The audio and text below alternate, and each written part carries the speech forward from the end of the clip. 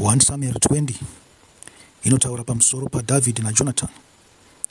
Zvikanzi ipapo Dhavhidhi akatiza kubva kuNayoti paRama akaenda kuna Jonathan akamubvunza akati, ndaita seiko hangu? Mhosva yangu ndei? Baba vako ndavatadzirei zvavanotsvaga kundiuraya? Jonathan akati, kwete, haungatongofi. Tarira, baba vangu havamboiti chimwe chinhu chikuru kana chiduku vasingandizivisi. Vangazondivanzira izvi seiko? Hazvisi izvo. Asi Dhavhidhi akapa mhiko akati, baba vako vananyatsoziva kuti ndakawana nyasha pamberi pako, uye vakati mumwoyo mavo, Jonathan haafaniri kuziva izvi nokuti angazvidya mwoyo. Asi zvirokwazvo naJehovha mupenyu uye neupenyu hwako, panongova nenhambwe imwe chete pakati pangu norufu. Jonathan akati kuna Dhavhidhi, zvose zvaunoda kuti ndikuitire ndichakuitira. Saka Dhavhidhi akati, tarira, mangwana izuva romutambo wokugara kwomwedzi, uye ndinofanira kudyara mambo, asi rega ndiende ndinovanda mumunda kusvikira madekwana au kusvikira mangwana.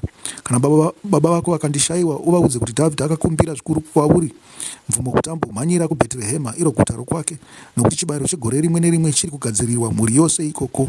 Kana vakati zvakanaka, ipapo uziva kuti muranda wako ane rugare. Asi kana vakashatirwa, uchaziva chokwadi kuti vari kufunga zvokundiuraya. Asi kana uriwe, itira muranda wako zvakanaka, nokuti akaita sungano newe pamberi paJehovha. Kana ndine mhosva, ndiuraye iwe pachako. Ungandiendesereiko kuna baba vako? Jonathan akati, kwete, dai ndaiziva kuti baba vangu vakafunga kukuuraya, handaikuudza here?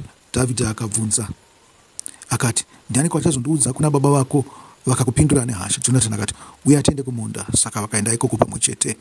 Togumira pano totarisa futi pana 1 Samuel 18 pane nyaya yechibvumirano chakaitwa pakati paDhavhidhi naJonathan. Dhavhidhi akati apedza kutaura naSauro, Jonathan akanamatirana naDhavhidhi mumweya uye akamuda sezvaaizvida iye. Kubva pazuva iroro Sauro akachengeta Dhavhidhi uye haana kuzomutendera kuti adzokere kumba kwababa vake. Uye Jonathan akaita sungano naDhavhidhi nokuti aimuda sezvaaizvida iye. Jonathan akakurura nguo yaakanga akapfeka akaipa kuna Dhavhidhi pamwe chete nechunika yake uye kunyange munondo wake, uta hwake nebhanhire rake. Chimwe nechimwe chaaitumwa naSauro kuti aite, Dhavhidhi aizviita nomazvo chaizvo, zvokuti Sauro akazomupa chinzvimbo chapamusoro-soro muhondo. Izvi zvakafadza vanhu vose uye namachinda aSauro. Amen. Amen. Pano tinoda kutaura nyaya yeushamwari. Nokuti hama dzangu, imimi mose mune shamwari dzenyu dzamunadzo, dzamunowirirana nadzo, munoshanyirana, munodya pamwe chete, munobikirana, munoitirana zvose, munoreva vamwe pamwe chete. Mukuzvinzwa? Ushamwari hwenyu huri pedyo nepedyo. Asi tiri kunzwawo, toda kumboanalaizawo kuti mhosva yaJonathan namhosva yaDhavhidhi pamusoro pechibvumirano chavakaita ichi, especially chatanzwa pana 1 Samuel 18 chokuti hanzi Jonathan wakada Dhavhidhi nomwoyo wake wose, zvikanzi wakamuda sezvaaida, sezvaaizviita iye. Muri kupanzwa? Jonathan wakazadzisa murayiro upi? Murayiro wakabva naMwari wekuti ida kwako sezvaunozvida iwe. Asi chakanga chiri chinhu chakanaka here? Dhavhidhi wakaita zvimwe chete here kuna Jonathan? Kana kuti sungano iyi yakanga ingoripo chete pakuti Jonathan wakanga wapa zvose, Dhavhidhi akanga asina chaapa?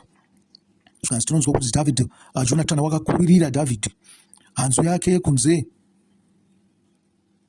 Zvikanzi wakakurura nguo yaakanga akapfeka akapa kuna Dhavhidhi.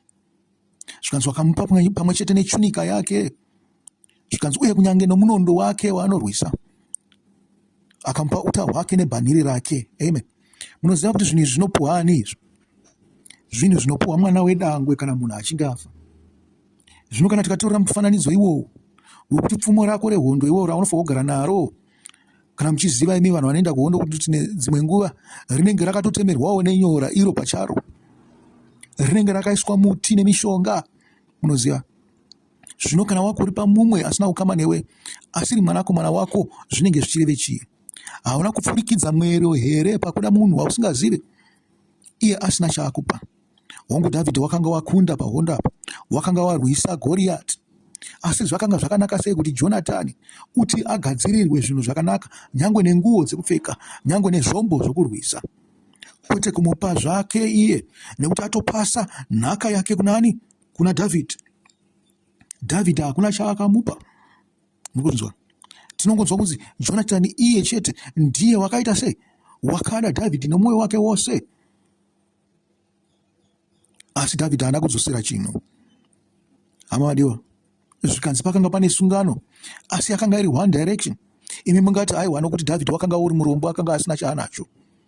tingadaro zvedu, asi tingadai takanzwawo zvimwe zvinhu zvakaitwa naDhavhidhi kana rimwe shoko rakataurwawo naDhavhidhi. Iye akatadza kumupawo nguo yake yakasonerwa nababa wake kana yakasonerwa namai vake semhiko dzerudo. Iyi sungano yakafanana nesungano yerudo chaiyo inoitwa nemurume nemukadzi kana vachinge vachiwanana. Zvikanzi munopanana mbatya patsika dzedu dzechishona hati. Uye Dhavhidhi wakatadza sei kumupa patya? Ini maonero angu ndeyekuti Dhavhidhi akanga asina kuisa mwoyo wake mazviri zvakanyanya.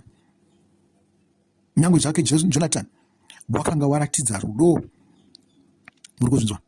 Naizvozvo tatarisa nyaya iyi inotaura pamusoro perudo rukuru. Vanhu vanopa maexamples erudo kubva panyaya iyoyo kana vachitarira Bhaibheri, vachitaura rudo ruri pakati pehama nehama, rudo ruri pakati peshamwari. Nairworwo rudo rwatinoona kuti runobvawo parudo ruri pakati pemurume nemukadzi kana vachiwanana. Zvikanzi ndo kusimba kwakanga kwakaita rudo. Nyange zvedu tiri kurwona ruchibva one direction. Amen. Tinofanirwa kutarisa chakakanganisa Dhavhidhi nechakakanganisa Jonathan. Pamusoro pekutarisa zvakakanganisika kana kuti zvakanaka, tinofanirwa kuziva murau. Hakuna nyika yakanga isina murau. Nyangwe isu patakanga tisati toziva Jesu takanga tine murau. Hakuna rudzi rwakanga rusina murau pasi pose. Vose vaitogara pamwe chete vakanga vane mitemo yavo. Hazvine kuti vakanga vakahwanda mubako here, vakanga vachiita semhuka here, vanenge vatone mitemo. Zvanzi nyangwe nemhuka dzine mitemo pakati padzo. Muri kuzvinzwa? Naizvozvo tikadaro tikaona kuti mutemo wakakosha. Kuziva chakanaka nechakaipa ndo mutemo mukuru waunofanirwa kutevedza pamarelationships ako ose. Hazvine kuti relationship yekubasa, hazvine kuti relationship yekubhora, yekumitambo, hazvine kuti relationship yomukadzi nomurume kana kuti yako negirlfriend yako, hazvine kuti relationship iripo pakati pababa wako newe navana vako, kana kuti pakati pako iwe nehanzvadzi dzako nevakoma vako navanin'ina vako. Mukuzvinzwa? Hazvine kuti relationship iripo pakati pako iwewo nemhuri yako. Pane zvimwe zvinhu zvatinofanirwa kutevedzera zvemutirairo tisingatsaudzire, nekuti takatsaudzira ipapo tinenge takanganisa. Isi tinoona kuti Jonathan dzimwe nguva murayiro iwoyo akanga aukanganwa. Amadiwa, hatidi vanhu vanongofuririkana nezvinhu zviduku-duku zvekuti powapowa kendi keke wakuita zvinhu zvisina maturo. Vanga ime vakadzi wakangopuhwa chimwe chinhu nemukomana, nyangwe wakaroorwa wakutovhura makumbo ako. Muri kuzvinzwa? Wakangoitirwa kano kaduku makumbo peya. Kana iwe murume wakangoona mukadzi akanaka watorwa mwoyo akangokuti shuya wakutoenda ikoko. Munofanirwa kuziva maboundaries. Maboundaries ose tinoatora pamurayiro waMwari. Naizvo zvakanaka kuti in any relationship yaunopinda, kudza mirayiro yaMwari. Ndiyo inofanirwa kutanga usati wapinda murelationship. Munofunga kuti nemi David waiziva murayiro yaMwari here? Tataura kare kuti David hapana chaakadzosera kuna Jonathan. Asi David tinoona wachikanganisa. Nokuti akanga atokura panguva yaakatadzirana naUria. Uria haazi akamutadzira, David ndiye wakamutadzira. Tikanzwa kuti David wakanga watadzirana Mwari pachake. Muri kunzwa? David wakatadzira Mwari, wakatadzira Uria, wakasvika pakuurayisa Uria wakanga akavimbika kwaari, nokuti Uria wakanga uri mumwe wevarwi vehondo, wakanga wakatendeka kuna Joab, wakanga wakatendeka kuna iye David. Asi David wakaona kuti ifanirwa kufa nokuda kwenhumbu yaakanga anhumburisa Bhatishiba. Munoziva urwei unoitwa navamwe venyu kuti kana vaitisa mumwe munhu nhumbu vasingade kuti nhumbu iyoyo igova pavari, vanonotaura nemusikana iye wavaitisa nhumbu kuti aiite sei, aizorere pane mumwe munhu. Mukuinzwa? Vanorasa mwana. Vamwe vanotozosvika kuti mwana uya paanenge achikura vozoita uroyi hwavo hwakaipa kune munhu iye waanenge vazorera mimba iyoyo. Tinozviziva, tinozviona. Tingatokupai maexamples evanhu vanodaro vakawanda vatinawo mazita avo. David akarakidza kusakwana kwake panyaya yaUria. Zvinotiudza kuti nyangwe ina panyaya yaJonathan apa akanga asina kupinda nemwoyo wose. Akanga akangwarira mutemo waMwari achichaziva manje, nekuti paakazokanganisa murayiro waMwari pana Uria apa, zvinoreva kuti pamwe akanga asingatomboziva zvemurayiro panyaya yaJonathan apa. zvinoita kunge ushamwari hwacho hwakava hwounyengeri hwevanhu vasina kukwana. Muri kuzvinzwa? Potasaona David naHanuni. Zvikanzi David pakafa Nahashi baba waHanuni, handisaziva kuti ndove nyika yeTobhu here. Pamwe yange ndo yainzi Tobhu. Munoizvana pana 2 Samuel 10 kana muchida kutarisa. Zvikanzi wakatumidzira vanhu vakaita semaambasada kuenda kunobata maoko Nahashi wakanga asara ava pachigaro chababa vake. Ndiani akanga ari pachigaro chemumwe? Hanuni ndiye wakanga wava pachigaro chaNahashi. Nahashi ndiwo baba, Hanuni ndiye mwanakomana. Zvikanzi asi pavakasvika ikoko vakabatwa uyanga. Zvikanzi vakanyadzwa nokunyadzwa kukuru nenzira yokunyadziswa yaivapo kare yekurakidza kuti vanhu vazvidziwa, zvekuti mamwe marudzi ese dai akazvinzwa aitaura kuti zvokwadi vanhu vazvidziwa. Hapana ukama hwakanaka pakati pani peJerusarema nenyika yeTobhu. Muri kuzvinzwa? Zvikanzi David wakanga wafunga kuita zvakanaka, asi Hanuni haana kuzvitora nenzira iyo. Akati uyu munhu uyu haana kukwana. Pamwe atotumira vanhu vake kuti vazoona kuti nyika yakaboka papi, vagotibitirira vagotora nyika yedu. Muri kuzvinzwa? Zvikanzi nyange zvazvo David wakanga une ukama hwakanaka naNahashi, ndo zvinotaura. Ko sei vasina kumutrasta?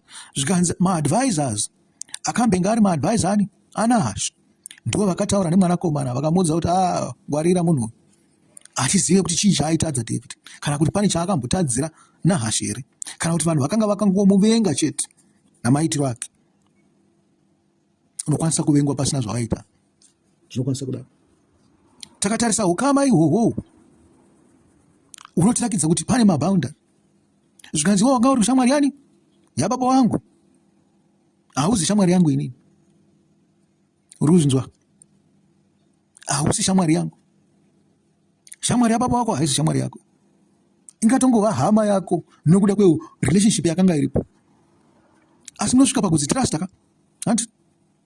Asi makambonzwa kunzi zinoirema rinongonyinurira warisingade. Nokuipa kwemwoyo yavanhu vatinavo mazuva ano zvinokwanisa kuti aiwa, imi munenge muchifunga kuti muri kudiwa, muri pamanext door nepamanext door. Musingazivi kuti vamwe venyu vanofunga kuti kuroyai nekutokuitirai zvakaipa. Imi muchingoti zvakanaka. Muri kuzvinzwa? Imi muchitoitira vanhu nemwoyo wose zvakanaka, asi vanhu ava vari varoyi, masatanisi anenge achida kukuvhiringai. Ukama ngauve nemaboundaries. Kana makaziva shoko raMwari, makaziva murau waMwari, munodzidza kuti pane zvose zvine maboundary. Takadzokera tichitaura pamusoro pemaboundaries anowanikwa mumutemo yaMwari atinofanira kunge tichitevedzera. Takadzokera pachapter 18 yataverenga 1 Samuel 20 yatatanga kuverenga. Taverengawo pamusoro pechibvumirano chakaitwa naDhavhidhi naJonatani. Muri kuzvinzwa kaizvo? Jonatani wakasvika pakunyengera baba vake. Asi ndizvo zvinotaura shoko raMwari here? Shoko raMwari hariti kudza baba vako namai vako here, kuti mazuva ako awande panyika yaunenge waita sei, wapuwa naMwari wako? Shoko raMwari haritaure here kana tichizvana kuna Ishe wedu Jesu Kristu kuti kana uchipa mhinduro kune shamwari kana hama, mhinduro yako ngaiva hongu hongu, isafudze ipapo, usaite mhiko. Rangarira mashoko aIshe wedu Jesu Kristu anobva pana Mateo 5. Zvikanzi makanzwa zvakare zvichitaurwa kuvanhu vakara kare zvichinzi, usatyora mhiko dzako, asi zadzisa mhiko dzose dzaunenge waita kuna Ishe. Asi ndinokuudzai kuti musatongopika kunyange nedenga, nokuti ndiro chigaro chaMwari choumambo, kana nenyika nokuti ndiyo chitsiko chetsoka dzake, kana neJerusarema nokuti ndiro guta ramambo mukuru. Uye usapika nomusoro wako, nokuti haugoni kuita kuti bvudzi rimwe chete rive jena kana dema. Hongu yako ngaingova hongu, nekwete yako iwe kwete. Zvimwe zvinopfuura izvi zvinobva kuna wakaipa. Amen. Zvikanzi Jonatani wakafunga kunyengera baba vake nokuti vakanga vakavenga David. Wakarakidza commitment yake kuna David kupfuura yakanga akarakidza kuna baba vake. Izvi zvinotenderwa here nemurau waMwari? Zvikanzi akasvika pakumura nguo dzake sezvatambotaura. Zvangofanana nekubvisa ushe kwaari. Soromoni paakanzi naBhatishibha, mukoma wako auya achiti ndipeiwo mukadzi wakanga ari baba vake, ainzi ani mukadzi uyo akanga akanaka zvikuru, andakanganwa zvangu. Asi munoiwana pana I think 2 madzimambo kana kuti 1 madzimambo machapters ekutanga 1 and 2. Zvikanzi vakaenda kunokumbira, Bhatishebha aenda kunokumbira kuti mukadzi iyeye aroorwe nani naAdonija. Adonija ndiye akanga ari mukuru waSoromoni, ndiye mukuru wakanga asara pakanga pafa vamwe ava ana Absalomu nanani nemumwe anenge ainzi Aroni, ainzi ani achaziva Anoni anga asinganzi Aroni. Zvikanzi asi Soromoni wakatsamwa, munhu wakanga une uchenjeri. Zvikanzi kana muchikumbirira mukadzi uyu kuti atorwe naAdonija, madi kungokumbirira umambo hwacho muhupe kuna Adonija wacho. Zvikanzi nyaya iyo haina kuzopera zvakanaka. Adonija akaurawa pamusoro penyaya iyoyo naSoromoni, mwanakomana waDhavhidhi waakarera ari kuita zvinhu izvi. Muri kuona, dai Jonatani akanga ane mwoyo mumwe chete iwowo, munofunga kuti angadai akabatsira here Dhavhidhi? Tiri kuona mwoyo waDhavhidhi chaiwo, nyangwe paakaita mhiko dzake oda kufa, pane vanhu vaakanga asina kuregerera vaaiti vanofanirwa kufa. Mumwe wacho ndiani? ndiJoabhu, wakanga uri mukuru wehondo. Joabhu akanga akavimbikisika chaizvo naDhavhidhi, waimuitira zvinhu zvakanaka, achimubatsira pahondo dzake dzose, haana kumubvira afunga kumutorera ushe. Asi Dhavhidhi wakazopindwa nemwoyo wakaipa, wakatanga kuvenga ani? Joabhu, wakanga uri mukuru wehondo yake, akatombofunga zvokumubvisa paukuru wehondo achiisa mumwe. Asi Joabhu akagadzirisa nyaya yacho iyoyo kuti pasava nechi nekutadzirana. Mumwe ndianiko? Shimei, uye wekumukandira matombo paakanga otandaniswa naAbsalomu. Zvikanzi ngaaburukire kuguruva chimuropa. Dhavhidhi haana kumbokanganisa ipapo, akati taura chaizvo zvakanga zviri pamwoyo pake, akati vanhu ava vanofanirwa kufa. Kozoti mumwewo akanga ari muprista, iyeye handizivi kuti akataura kuti anofanirwa kufa here, nekuti kuuraya muprista waMwari mhosva huru semhosva yakanga yaitwa naSauro. Muri kuzviona? Asi zvose izvi zvine mabhaundari. Mabhaundari anofanirwa kuvapa. Uyu wakasvika pakunyengera baba vake nokuvaitira zvakaipa neushewo hwakatorwa kubva kwaari. Mwari akanga ataura zvake kuti ushe ngahuende kuna Dhavhidhi, asi nzira yakazoita uyu tingati zvedu aiteerera Mwari, asi akatyora murayiro waMwari upi? Wokukudza baba namai.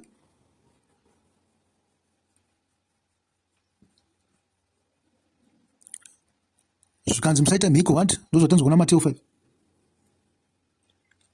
Naizvozvo ngatingwarire patinenge tichitaura, tichiita mapromisi kune shamwari, tisafuririkana, tisataura zvinhu zvisina maturo zvinozotiita kuti tinge tiri vhesas mirayiro yaMwari mangwana, nokuti Mwari anoda kuti uchengetedze mhiko dzake. Hapana mhiko yakakura kupfuura mhiko yawakaita pawakapa upenyu hwako kuna Ishe wedu Jesu Kristu. Mhiko iyoyo haifanirwe kutyorwa, haungaityorere shamwari. Uyezve kana watoita mhiko naIshe wedu Jesu Kristu, waita mhiko naMwari, wakufanirwa kuchengetedza mirayiro yake. Uri kupanzwa? Haungazvityorere shamwari izvozvo. Usave munyepi. Nyangwe muparidzi anotiudza kuti usave munyepi. Makaenda pane Muparidzi 5 verse 4 to 7. Zvikanzi usamhanyira kungotaura zvisina maturo, uchiita mapromises asina maturo. Tingaregerere zvedu Jonathan kuti zvatiri kutaura pamusoro pemhiko izvo zvakarebwa nani? naIshe wedu Jesu Kristu pana Mateo 5, namuparidzi Soromoni pana Muparidzi 5 verse 4 to 7. Jonathan akanga asati azviona, zvakanga zvisati zvako, nekuti kana naDhavhidhi wakanga usati waane mwana. Asi rangarirawo zvakaitwa kuti nyangwe zvavakaita mhiko yakanaka, tinonzwa kunzi Mefibhosheti akazochengetwa nani? naDhavhidhi. Dhavhidhi wakazongotyora mhiko dzake paakati chihufumi hwaMefibhosheti huende kune muranda wake. Muri kuzvizwa ka?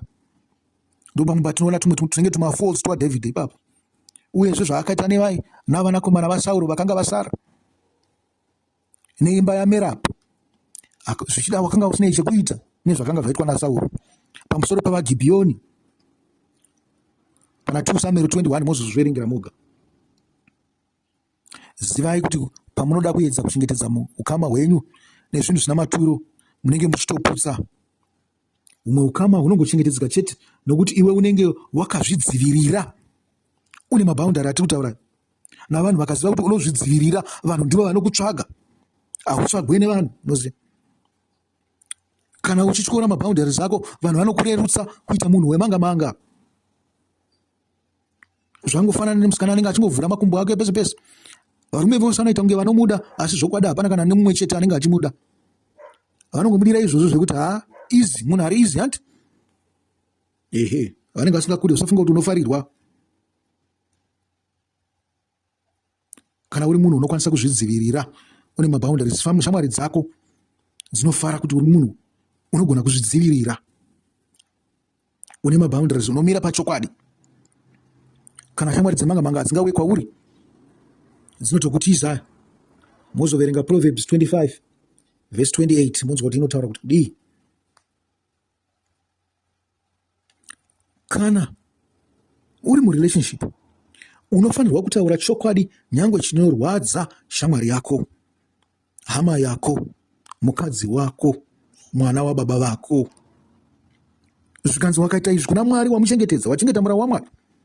Asi kana usina kuita izvi, wauraya. Muri kuzvinzwa? Takambotaura pamusoro paukama hwaJehoshafati naAhabhu. Jehoshafati wanga wari munhu anoda Mwari, asi ukama hwake naAhabhu hwakanga husina malimits. Zvokuti paakaita Ahabhu paanga kuita zvisina musoro, Jehoshafati akasarudza kuita zvisina musoro pamwe chete naye. Nokuda kweukama hwakanga huripo, hwakanga hwakanyanyisa, hwakanga hwakapfekana. Muri kuzvinzwa? Zvakanga zvakuda kutourayisa ani Jehoshafati. Ukama ngahuve namaboundaries, tichiadvaisana pane zvinhu zvakanaka. Muri kuzvinzwa? Munotarisa zvenyu Proverbs 27 verse 6. Makanda pana Pisarema 89 verse 30 to 34. Mwari haana basa neukama hwenyu hwamunoitawo. Zivai kuti mukarasha murayiro waMwari nokuda kweushamwari, chenjera kuti Mwari achakurashawo newe. Munofanirwa kunge mune yatinoti discipline. Vanhu vanozvibata. Kuzvibata kwenyu ngakubve pamurayiro waMwari. Ukama hwenyu ngahubve pamurayiro waMwari. Zvinhu zvose zvamunoitirana nyange nemumba menyu ngazvibve pamweya waMwari. Amadiwa, tinotenda nezuva ranhasi ratave naro, zuva resabata reSaturday 9 May. Uyezve ndinovimba kuti mose manga muchibata sabata mave nesabata rakanaka.